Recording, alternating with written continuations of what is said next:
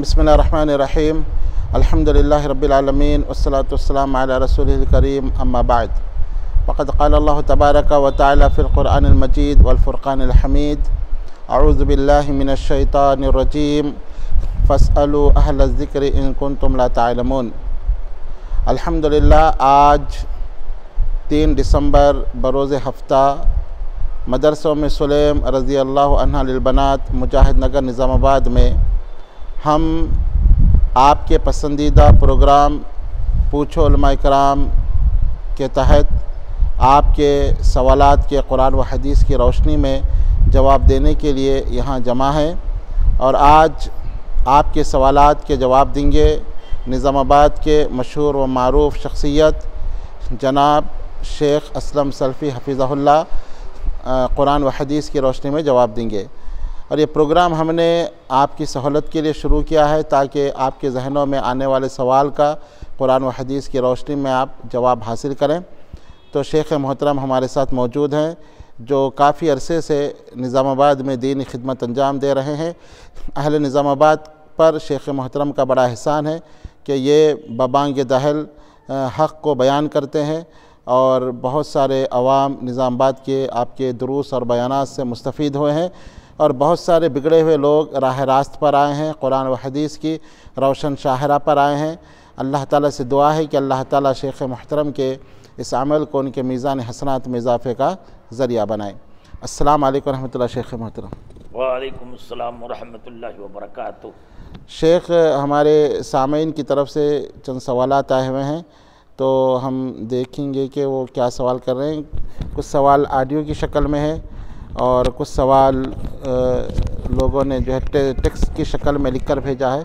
तो सुनते हैं कि साहिल क्या पूछना चाहते हैं। अस्सलाम वालेकुम रहमतुल्लाहि व बरकातुहू।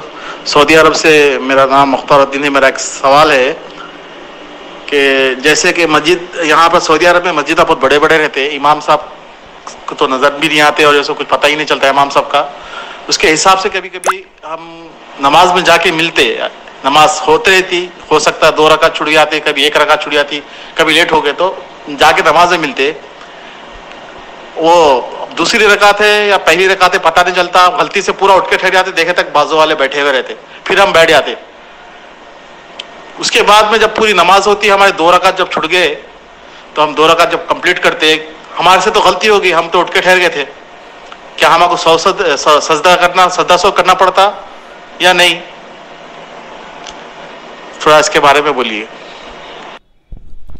जी शेख मोहतरम, ये सऊदी अरब से मुख्तार साहब सवाल किए हैं। सवाल सामीन ने भी सुना है कि वहाँ की मस्जिदें बड़ी बड़ी होने की वजह से आने वालों को पता नहीं चलता कि कौन सी रकात चल रही है। 1 रकात अगर छूट गई तो दूसरी रकात में जब तशहुद में बैठते हैं इमाम साहब तो ये गलती से उठ जाते हैं और जब देखते हैं कि बाजू वाले बैठे हुए हैं तो दोबारा ये बैठ जाते हैं। तो इनकी अपनी गलती नमाज में जो फ़र्ज़ में हुई तो क्या उसके सबब सजदा सहू ज़रूरी है या नहीं? शेख का सवाल है।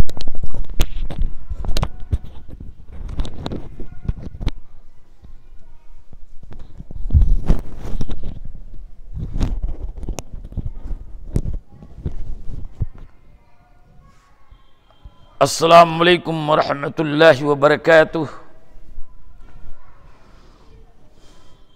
नहमदु व नुसल्ली अला रसूलिहिल करीम अम्मा बाद।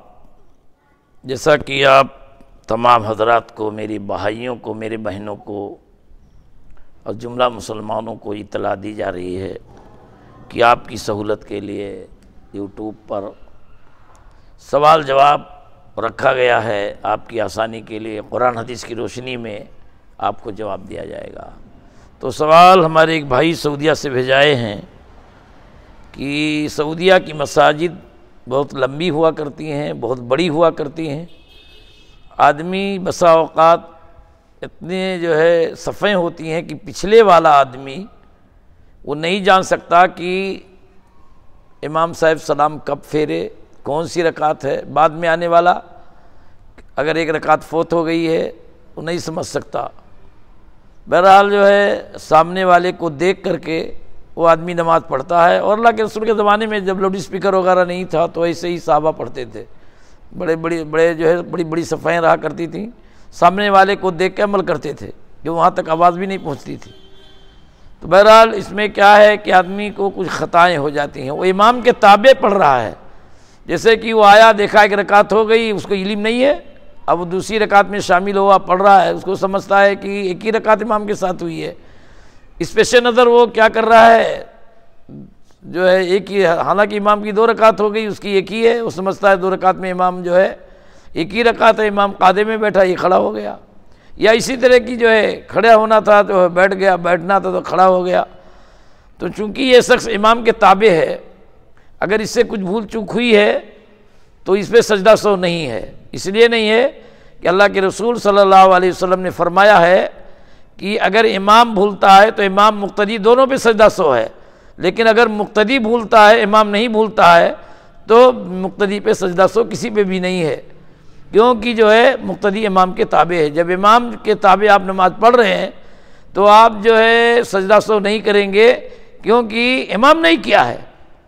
ہاں اگر آپ الگ سے کوئی سنت نوافل یا فرضی اگر الگ سے پڑھ رہے ہیں، اس میں آپ نے کوئی خامی کی ہے تو آپ کو جو ہے خامی دور کرتے ہوئے سجدہ سہو کرنا پڑے گا، لیکن اس صورت میں آپ امام کے تابع ہیں، جب ہمارا امام سجدہ سہو نہیں کیا تو ہم بھی نہیں کریں گے، اگرچہ ہم سے غلطی ہو گئی ہے، کیونکہ ہم امام کے تابع ہوں گے، اور اسی طرح نماز جو ہے ہماری مکمل ہو جائے گی۔ اللہ تعالیٰ ہمیں آپ کو اس کی توفیق عطا فرمائے۔